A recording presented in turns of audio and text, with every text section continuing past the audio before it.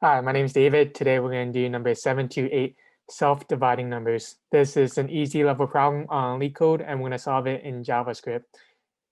So it's asking about a self-dividing number, and that's a number where it's divisible by every digit it contains. So for example, we have 128, and we look at the first digit inside of it, and that is divisible by 128 because when you mod it by 1, there's no remainder.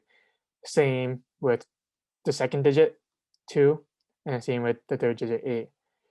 And here we have a restraint that if it has a 0 inside it, it's not possible. So we're giving a function that takes in a lower and upper bound, left and right, and it wants to return an array of numbers that includes every possible self-dividing number, including the bounds itself. So let's get to it. I think when you first look at it, you would think that we'll have to iterate through each digit inside of it, and you would want to turn this into a string. But usually making a string is like a last resort because they take up space and they're immutable. So it's kind of inefficient. It's better we can just divide it by 10. So on this one. So instead of like looking from the beginning to the end, like you would iterating over a string, we can divide it by 10 and look at the remainder here. So if we mod 10, we can look at the remainder here, and then mod another 10. Keep doing that until we finish through the number we're looking at. So that is how we're going to solve it. I'm going to use the helper function too to be organized. So the first function, self-dividing numbers function, we will have to create an output array,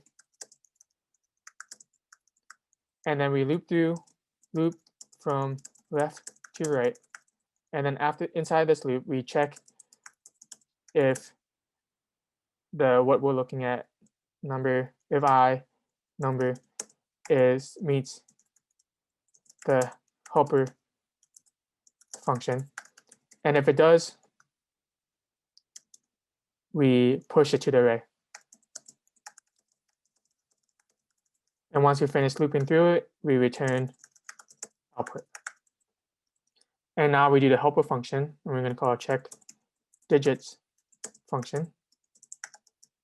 And this will create a condition first. So if it's less than 10, we know that that digit is divisible by itself. So we can increase our efficiency of our algorithm by having this condition in the beginning. So return true if num is less than 10. Next, we're going to do create a temp variable, and we're going to use this for the while loop. And we're going to set that equal to the num. And then we're going to do a while loop for a temp is greater than 0. So we're going to do a while loop, turn that into a temp, and while loop until it gets to until it's no longer only until it's greater than 0, because we're going to divide by 10 inside of it.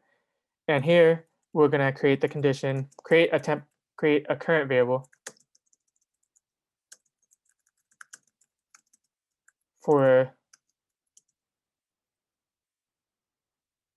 the temp mod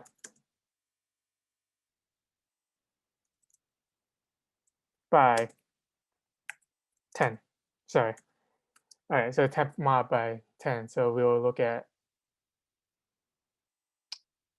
the 8 that I mentioned before. So when you look at that, we have to, now we're going to make the conditions of when it's going to return false. So if current is equal to 0 or not divisible by the number, that big number we're looking at, 8, that we will have to return false, knowing that this number is not a self-dividing number and it's not added to the array. And then we're going to keep doing that. We're going to divide by 10 every time we do this check. And that should do it. So let's put in the code that output equals array. And then we do a for loop for let I equals to the left, I is less than or equal to, because it says including the bounds, right, I plus plus. And inside of this, we do the check if check digits of I is true. If we return true from it, we push it to the output I. Okay, so after that, we return output.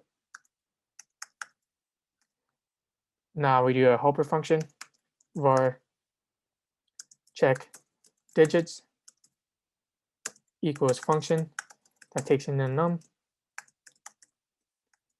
And inside of this, we create the first condition if it's less than 0. If num is less than 10, we return true. And then now we do the temps, let temp equal num.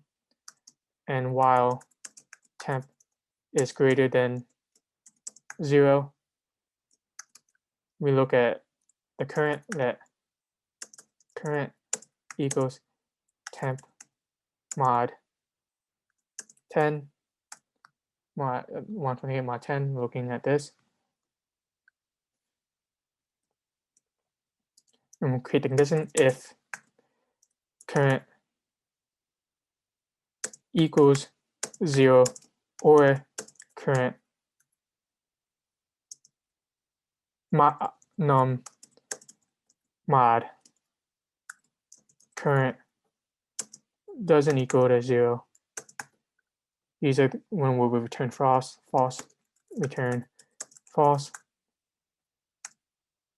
And then also, I forgot to put return true if it doesn't return false here in this loop.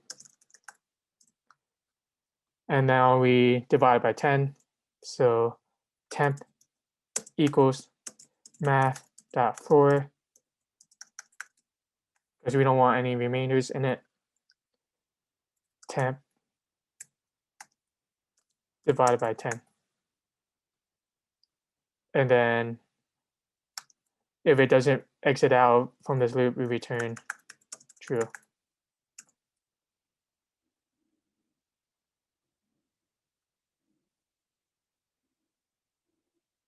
Great.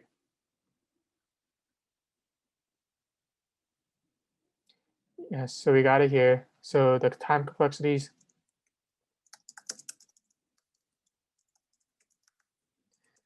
we know that we're looping through the difference between right to left through this for loop, and also doing another loop here for however long the temp is. So it's going to be O of n times n. And then the space complexity, since we're creating an array, and this array is going to be as big as the difference between this and this is constant, so it will just be O of n. And that is how we solve this problem. Thank you.